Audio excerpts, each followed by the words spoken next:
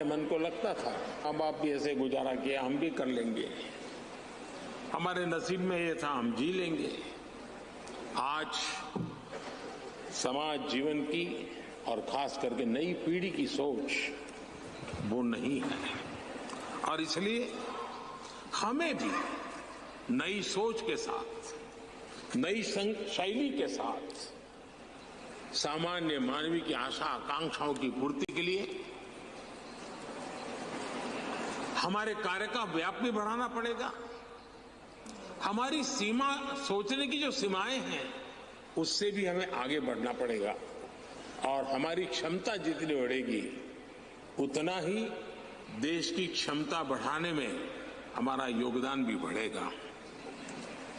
आदरणीय सभापति जी, मैं मानता हूं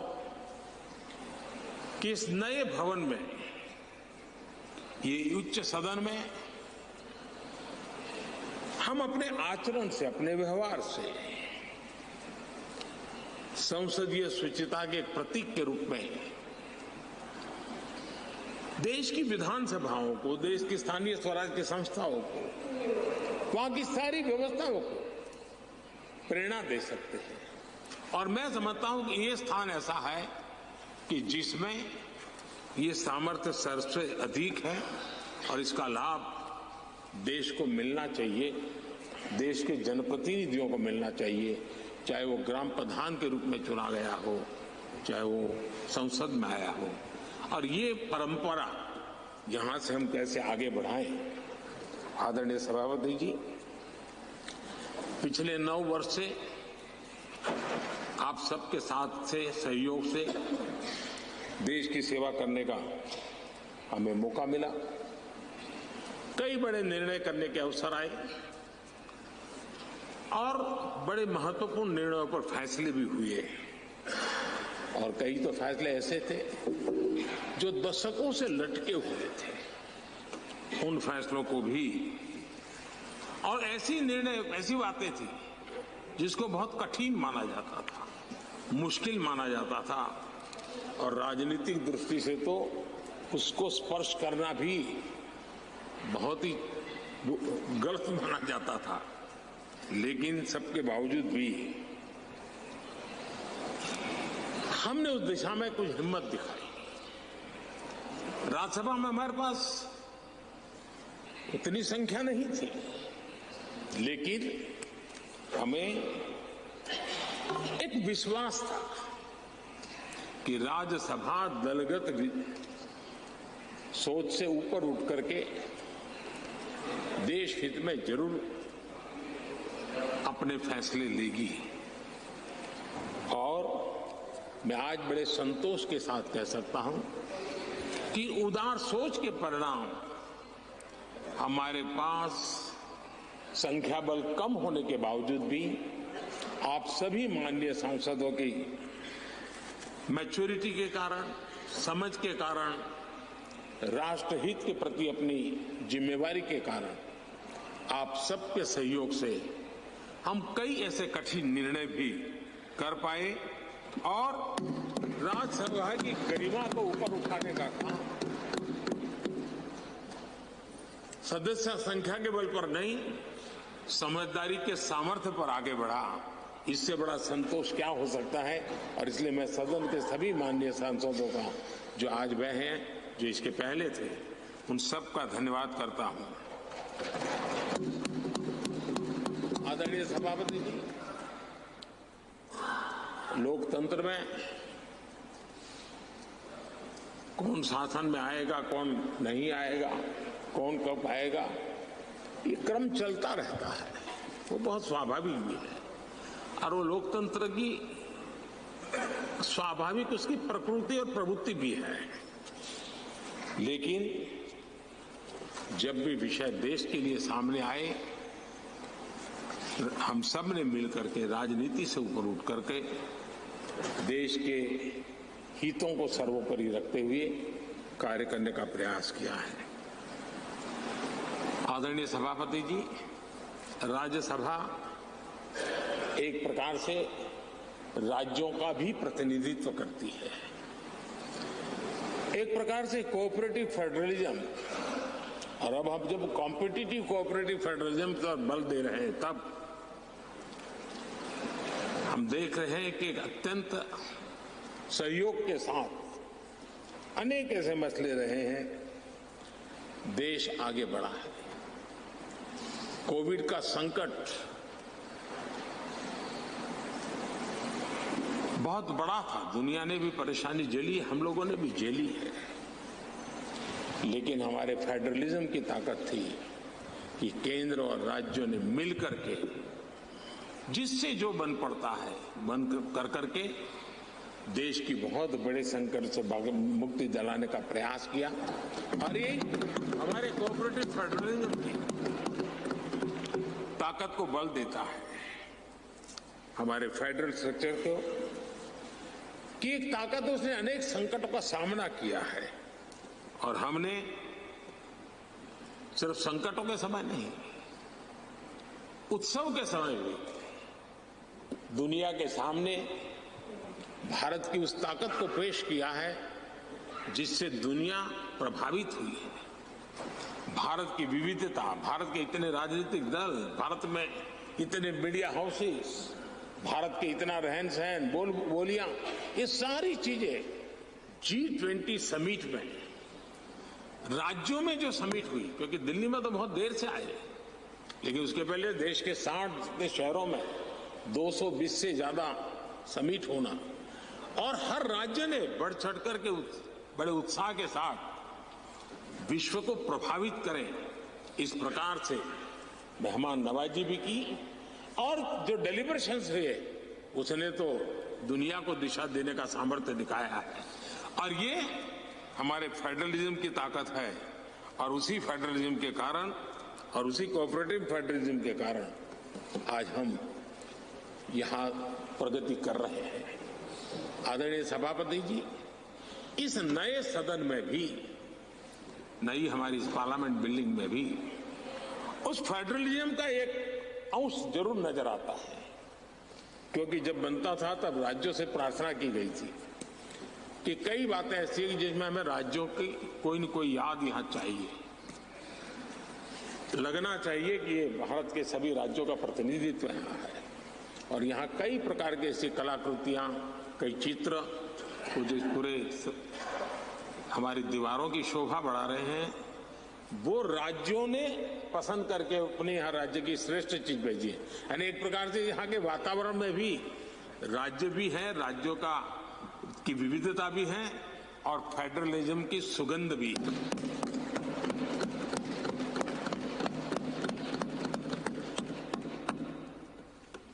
आदरणीय सभापति जी, टेक्नोलॉजी ने जीवन को बहुत तेजी से प्रभावित किया है। पहले जो टेक्नोलॉजी में बदलाव आते में 50 साल लग जाते थे, वो आजकल कुछ हफ्तों में आ जाते हैं। आधुनिकता अनिवार्यता बन गई है, और आधुनिकता को मैच करने के लिए हमने अपने आप को भी, हमने वहां कभी आजादी का अमृत महोत्सव बड़े आन बान शान के साथ मनाया। 75 साल का हमारी यात्रा की तरफ हमने देखा भी, और नई दिशा, नया संकल्प करने का प्रयास भी शुरू किया है। लेकिन मुझे पूरा विश्वास है कि नए संसद भवन में आजादी की जब हम शताब्दी मनाएंगे, वो स्वर्ण शताब्दी विकसित भारत की होगी, डेवलप इंडिया की होगी, ये मुझे पूरा विश्वास है। पुराने भवन में हम 5वीं अर्थव्यवस्था तक पहुंचे थे। मुझे विश्वास है कि नई संसद भवन में हम दुनिया की टॉप 3 इकोनॉमी में स्थान प्राप्त करेंगे। पुराने संसद भवन में गरीब कल्याण के अनेक इनिशिएटिव हुए, अनेक काम हुए। नए संसद भवन में हम अब 100% सैचुरेशन, जिसका हक है उसको पूरा मिले। आदरणीय सभापति जी, इस नए सदन की दीवारों के साथ साथ हमें भी अब टेक्नोलॉजी के साथ अपने आप को एडजस्ट करना पड़ेगा, क्योंकि अब सारी चीजें हमारे सामने आईपैड पर है। मैं तो प्रार्थना करूंगा कि बहुत से माननीय सदस्यों को अगर कल कुछ समय निकाल करके उनकी अगर परिचित करा दिया जाए टेक्नोलॉजी से, तो उनकी सुविधा रहेगी। वहाँ बैठेंगे, अपनी स्क्रीन भी देखेंगे, ये स्क्रीन भी देखेंगे, और टेक्नोलॉजी वाले अगर, तो हो सकता है कि उनको कठिनाई ना आए। तो आज मैं अभी लोकसभा में था तो कई साथियों को इन चीज़ों को ऑपरेट करने में दिक्कत हो रही थी। तो ये हम सबका दायित्व है कि हम उसमें सबकी मदद करें। तो कल कुछ समय निकाल करके अगर ये हो सकता है तो अच्छा होगा। आदरणीय सभापति जी, इस डिजिटल का युग है। हमने इस सदन से भी उस चीजों से आदतन हमारा हिस्सा बनाना ही होगा। शुरू में थोड़ा दिन लगता है, लेकिन अब तो बहुत सी चीजें यूजर फ्रेंडली होती हैं, बड़े आराम से इन चीजों का अडॉप्ट किया जा सकता है। हम इसको करें। मेक इन इंडिया एक प्रकार से ग्लोबली गेम चेंजर के रूप में हमने इसका भरपूर फायदा उठाना। और मैंने कहा, वैसे नई सोच, नया उत्साह, नया उमंग, नई ऊर्जा के साथ हम आगे बढ़कर के कर सकते हैं। आदरणीय सभापति जी, आज नया संसद भवन देश के लिए एक महत्वपूर्ण ऐतिहासिक फैसले का साक्षी बन रहा है। अभी पार्लियामेंट लोकसभा में एक बिल प्रस्तुत किया गया है, वहां पर चर्चा होने के बाद यहां भी आएगा। नारी शक्ति के सशक्तिकरण की दिशा में जो पिछले अनेक वर्षों से महत्वपूर्ण कदम उठाए गए हैं, उसमें एक अत्यंत महत्वपूर्ण कदम आज हम सब मिलकर के उठाने जा रहे हैं। सरकार का प्रयास रहा ईज ऑफ लिविंग का, क्वालिटी ऑफ लाइफ का। और जब ease of living, quality of life की बात करते हैं तो उसकी पहली हकदार हमारी बहनें होती है, हमारी नारी होती है, क्योंकि उसी को सब चीजें झेलनी पड़ती है। और इसलिए हमारी प्रयास रहा है और राष्ट्र निर्माण की उनकी भूमिका बढ़े, ये भी हमारी उतनी ही जिम्मेवारी है। अनेक नए नए सेक्टर्स हैं जिसमें महिलाओं की शक्ति, महिलाओं की भागीदारी निरंतर सुनिश्चित की जा रही है। माइनिंग में बहनें काम कर सके, निर्णय हमारे ही सांसदों की मदद से हुआ। हमने सैनिक स्कूलों को बेटियों के लिए दरवाजे खोल दिए, क्योंकि बेटियों में जो सामर्थ्य है, उस सामर्थ्य को अब अवसर मिलना चाहिए। उनके मन में इफ्स एंड बट्स का युग तो खत्म हो चुका है। हम जितना सामर्थ्य, हम जितनी सुविधा देंगी, उतनी सामर्थ्य हमारी मातृशक्ति, हमारी बेटियां, हमारी बहनें दिखाएंगी। बेटी बचाओ बेटी पढ़ाओ का अभियान वो कोई सरकारी कार्यक्रम नहीं है, समाज ने इसे अपना बनाया है। और बेटियों का मान सम्मान की दिशा में समाज में भाव पैदा हुआ है। मुद्रा योजना हो, जनधन योजना हो, महिलाओं ने बढ़ चढ़ करके इसका लाभ उठाया है। फाइनेंशियल इंक्लूजन के अंदर आज भारत में महिलाओं का सक्रिय योगदान नजर आ रहा है। ये अपने आप में मैं समझता हूं उनके परिवार के जीवन में भी उनके सामर्थ्य को प्रकट करता है, जो सामर्थ्य अब राष्ट्र जीवन में भी प्रकट होने का वक्त आ चुका है। हमारी कोशिश रही है कि हमारे माताओं बहनों के स्वास्थ्य को ध्यान में रखते हुए उज्ज्वला योजना, हमें मालूम है गैस सिलेंडर के लिए पहले एमपी के घर के चक्कर काटने पड़ते थे। गरीब परिवारों तक उसको पहुंचाना, मैं जानता हूं बहुत बड़ा आर्थिक बोझ है, लेकिन महिलाओं के जीवन को ध्यान में रखते हुए उस काम को किया। महिलाओं के सम्मान के लिए ट्रिपल तलाक लंबे अरसे से राजनीतिक दृष्टि से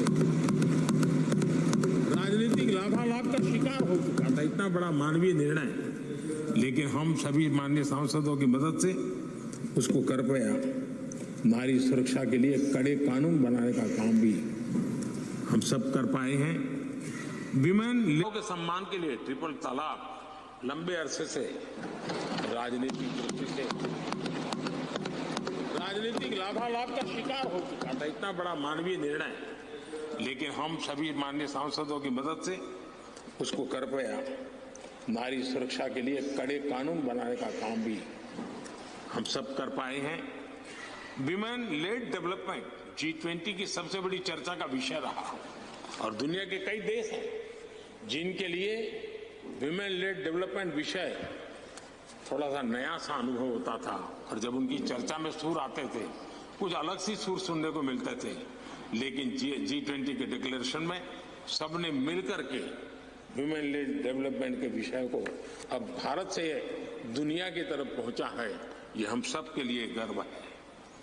आदरणीय सभापति जी, इसी बैकग्राउंड में लंबे अरसे से विधानसभा और लोकसभा में सीधे चुनाव में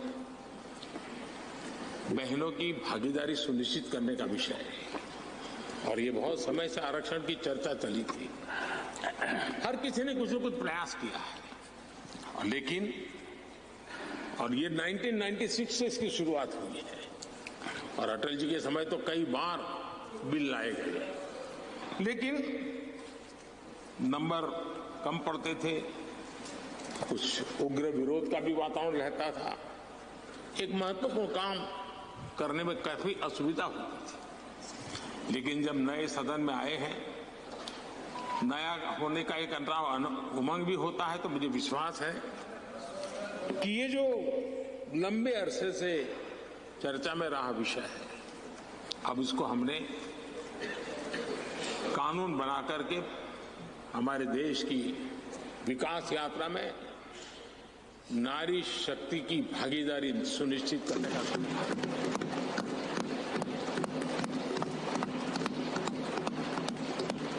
और इसलिए नारी शक्ति बंधन अधिनियम, नारी शक्ति बंधन अधिनियम संविधान संशोधन के रूप में लाने का सरकार का विचार है, जिसको आज लोकसभा में रखा गया है। कल लोकसभा में इसकी चर्चा होगी और इसके बाद राज्यसभा में भी आएगा। मैं आज आप सबसे प्रार्थना करता हूं कि एक ऐसा विषय है जिसको अगर हम सर्वसम्मति से आगे बढ़ाएंगे तो सच अर्थ में वो शक्ति अनेक गुना बढ़ जाएगी। और जब भी बिल हम सबके सामने आए, तब मैं राज्यसभा के सभी मेरे माननीय सांसद साथियों से आज आग्रह करने आया हूं कि हम सर्वसम्मति से जब भी उसकी निर्णय करने का अवसर आए, आने वाले 1-2 दिन में आप सबके सहयोग की अपेक्षा साथ मैं मेरी वाणी को विराम देता हूं। बहुत बहुत धन्यवाद।